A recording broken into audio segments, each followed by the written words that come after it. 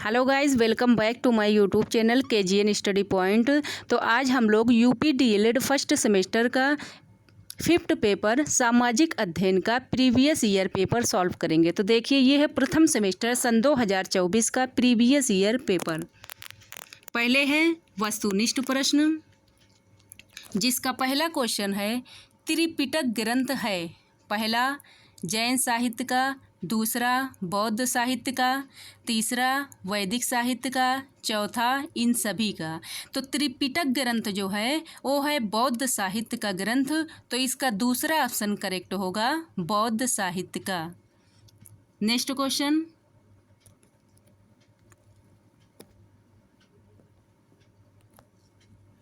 आदि मानव का मुख्य सहयोगी जानवर था पहला बकरी, दूसरा घोड़ा, तीसरा कुत्ता, चौथा गाय। तो आदि मानव का मुख्य सहयोगी जानवर कुत्ता था, तो इसका तीसरा ऑप्शन करेक्ट होगा कुत्ता। नेक्स्ट क्वेश्चन, कन्फ्यूशियस किस देश का रहने वाला था पहला खुफू, दूसरा फूसी जापान, तीसरा बीन और चौथा भारत। तो कन्फ्यूशियस जो है वो चीन का रहने वाला था, तो इसका तीसरा ऑप्शन करेक्ट होगा चीन। तो देखिए, ये गलती से बीन लिखा हुआ है लेकिन है चीन। तो कन्फ्यूशियस जो है वो चीन देश का रहने वाला है था। नेक्स्ट क्वेश्चन, चीन की महान दीवार का निर्माता कौन था पहला किन शी हुआंग, दूसरा शुआन, तीसरा सुफी, चौथा इनमें से कोई नहीं।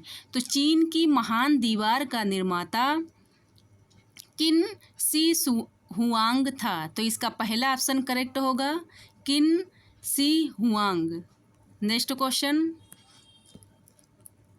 राजतरंगिणी ग्रंथ की रचना किसने की पहला कौटिल्य, दूसरा कलहड़, तीसरा वेदव्यास, चौथा मेगस्थनीज।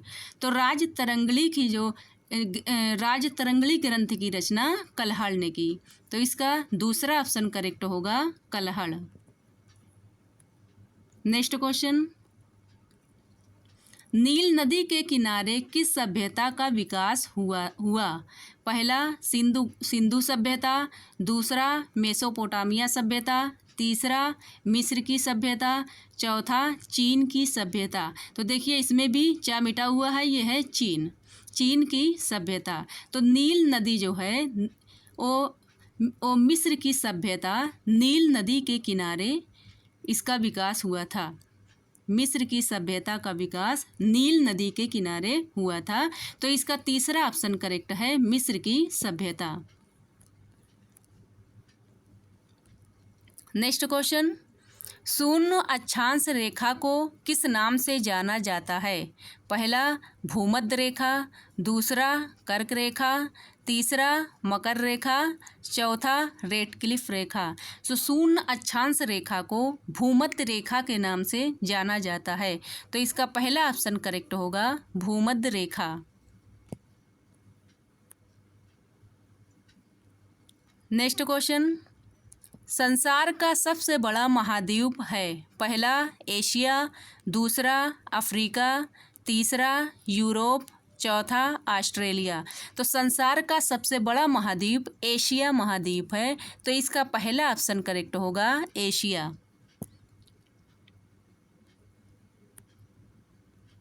नेक्स्ट क्वेश्चन, प्रथम भारतीय अंतरिक्ष यात्री कौन था पहला आर्यभट्ट, दूसरा सुनीता विलियम्स, तीसरा राकेश शर्मा, चौथा इनमें से कोई नहीं। तो प्रथम भारतीय अंतरिक्ष यात्री राकेश शर्मा थे, तो इसका तीसरा ऑप्शन करेक्ट होगा राकेश शर्मा।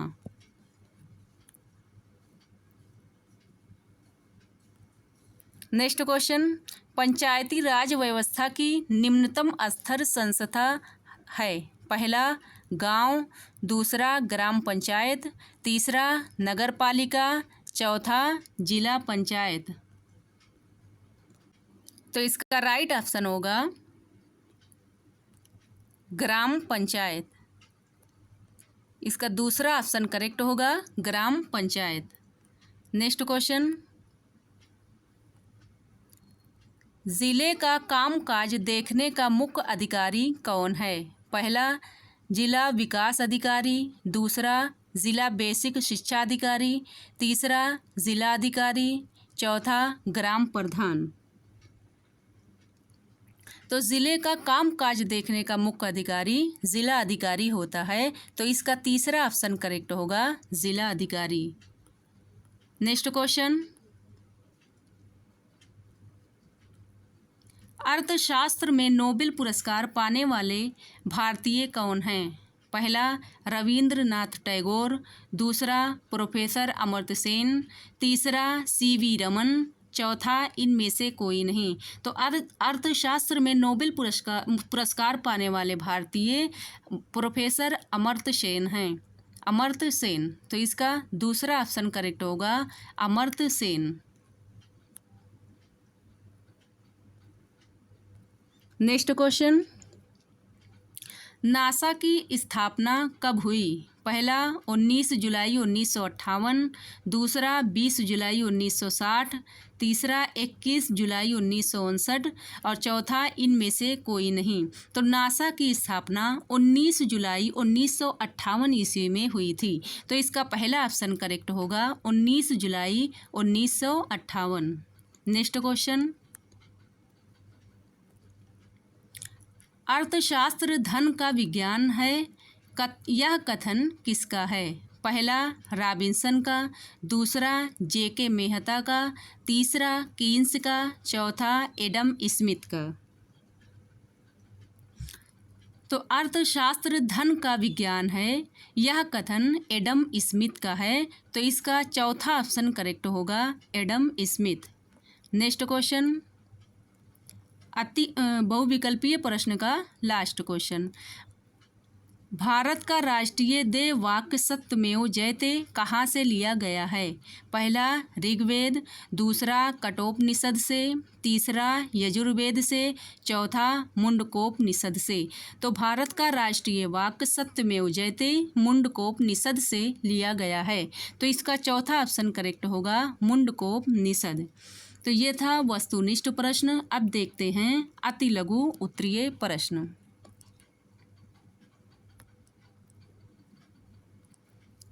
इसका पहला क्वेश्चन है, सबसे प्राचीनतम वेद का नाम लिखिए। तो देखिए, सबसे प्राचीनतम वेद ऋग्वेद है, ऋग्वेद सबसे प्राचीनतम वेद ऋग्वेद है। नेक्स्ट क्वेश्चन, अर्थशास्त्र पुस्तक के लेखक कौन थे? अर्थशास्त्र पुस्तक के लेखक कौन थे? तो अर्थशास्त्र पुस्तक के लेखक चाणक्य थे।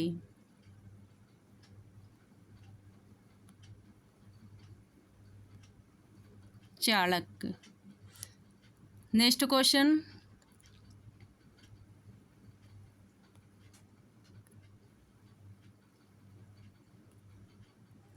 पाषाण काल को कितने भागों में बांटा गया है? पाषाण काल को 3 भागों में बांटा गया है, 3 भागों में। पहला पूरा पाषाण काल,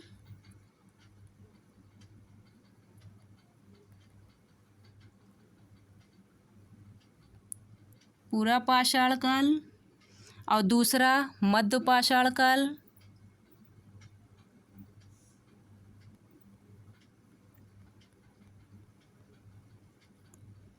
और तीसरा है नवपाषाण काल।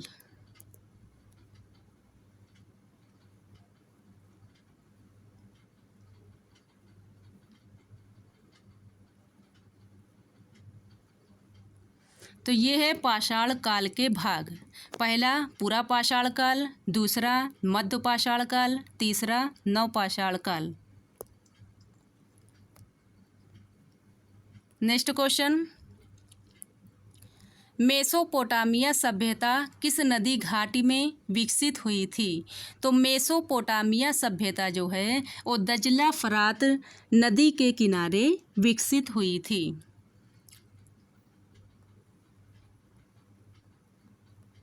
दजला फरात।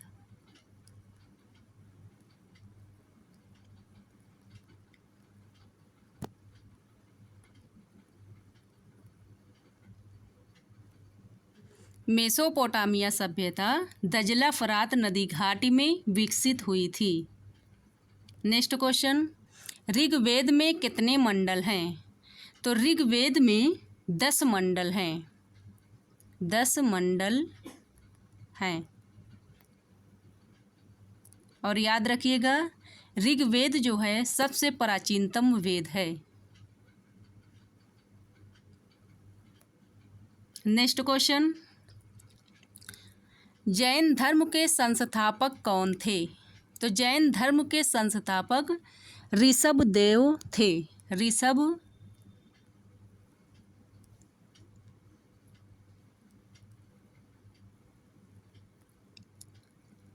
ऋषभदेव थे।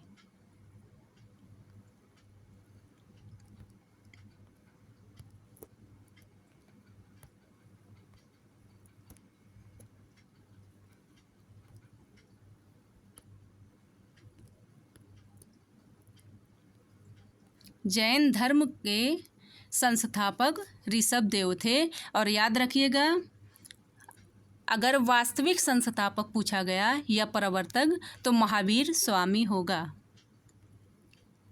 क्योंकि जैन धर्म के संस्थापक ऋषभदेव हैं और जैन धर्म के वास्तविक संस्थापक या प्रवर्तक महावीर स्वामी हैं। नेक्स्ट क्वेश्चन, मानचित्र के कितने घटक होते हैं? एक सेकेंड। पुराणों की संख्या कितनी है? तो देखिए, पुराणों की संख्या 18 है। पुराण कितने होते हैं? 18। नेक्स्ट क्वेश्चन, मानचित्र के कितने घटक होते हैं? तो मानचित्र के 3 घटक होते हैं, जिसमें पहला होगा दिशा, दूरी और तीसरा होगा प्रतीक।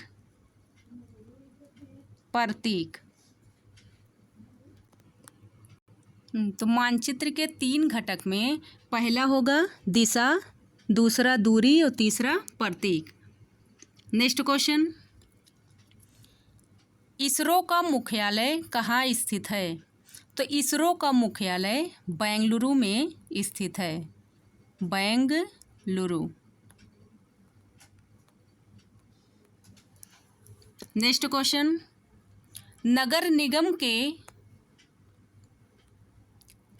निगम के अध्यक्ष का पद नाम क्या है? तो नगर निगम के अध्यक्ष को महापौर कहा जाता है। महापौर।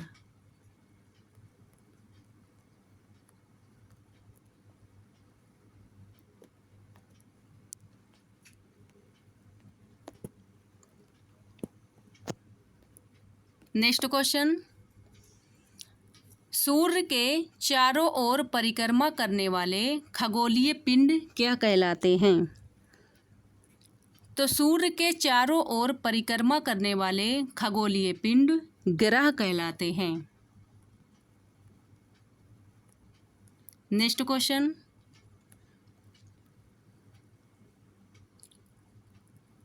विषुवत रेखा को कौन सी नदी 2 बार काटती है? तो विषुवत रेखा को कांगो जायरे नदी 2 बार काटती है। कांगो जायरे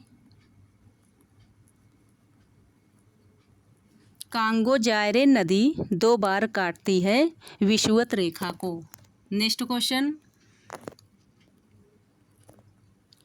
भारत का क्षेत्रफल विश्व के क्षेत्रफल का कितना प्रतिशत है? तो भारत का क्षेत्रफल विश्व के क्षेत्रफल का 2.4% है। 2.4%। नेक्स्ट क्वेश्चन, परिक्रमण गति किसे कहते हैं? परिक्रमण गति किसे कहते हैं? तो नोट करिए, ग्रहों का सूर्य के चारों ओर घूमना परिक्रमण कहलाता है। ग्रहों का सूर्य के चारों ओर घूमना परिक्रमण कहलाता है। तो ये है परिक्रमण गति की परिभाषा। नेक्स्ट क्वेश्चन, अति लघु का लास्ट क्वेश्चन, महाभारत के लेखक कौन थे? तो महाभारत के लेखक महर्षि वेद व्यास थे। वेद व्यास।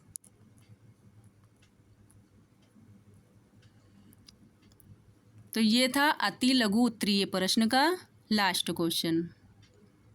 अब देखते हैं लघु उत्तरीय प्रश्न। और प्लीज़ अगर हमारे चैनल को सब्सक्राइब नहीं किए हैं तो चैनल को सब्सक्राइब कीजिए, लाइक कीजिए और बेल आइकन को ज़रूर दबाएं ताकि हमारी वीडियो आप लोगों के पास जल्दी पहुंचे। तो देखते हैं लघु उत्तरीय प्रश्न।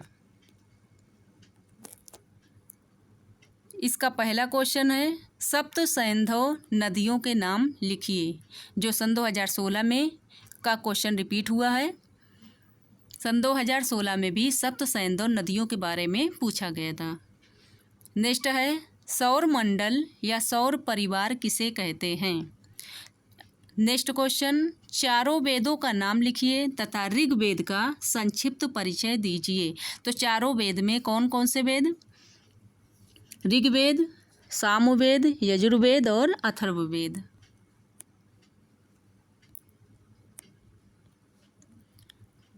नेक्स्ट क्वेश्चन है, नदियों के किनारे सभ्यताओं के विकसित होने के क्या कारण थे? नेक्स्ट है, यातायात के 2 नियम बताइए। नेक्स्ट क्वेश्चन, भारत देश के कोई 5 पड़ोसी देशों का नाम एवं उनकी राजधानी लिखिए। ये भी क्वेश्चन सन 2016 में आया था जो 2024 में रिपीट हुआ। भारत देश के कोई भी 5 पड़ोसी देशों के नाम और उसकी राजधानी। नेक्स्ट क्वेश्चन है, मानचित्रों की 2 उपयोगिता बताइए। नेक्स्ट, सिंधु घाटी सभ्यता की विशेषताओं का वर्णन कीजिए। नेक्स्ट है, अक्षांश एवं देशांतर रेखाओं में अंतर स्पष्ट कीजिए। नेक्स्ट क्वेश्चन, लघु उत्तरीय प्रश्न का लास्ट क्वेश्चन, पृथ्वी पर कुल कितने महासागर हैं? इनमें सबसे बड़ा महासागर कौन सा है? तो ये था लघु उत्तरीय प्रश्न का लास्ट क्वेश्चन। तो देखिए, ये पेपर 50 नंबर में होता है जिसमें आप लोगों को पास होने के लिए 25 नंबर चाहिए। और अगर आप लोगों का वस्तुनिष्ठ प्रश्न जिसमें 15 क्वेश्चन आते हैं, अति लघु उत्तरीय प्रश्न जिसमें 15 क्वेश्चन आते हैं, तो 30 नंबर तो ऐसे ही हो गया है। तो आप लोग आराम से पास हो जाएंगे। सिर्फ 5-6 साल का प्रीवियस ईयर पेपर ही सॉल्व कर लें, तभी पर पासिंग मार्क्स तो आप लोगों को मिल ही जाएगा। धन्यवाद।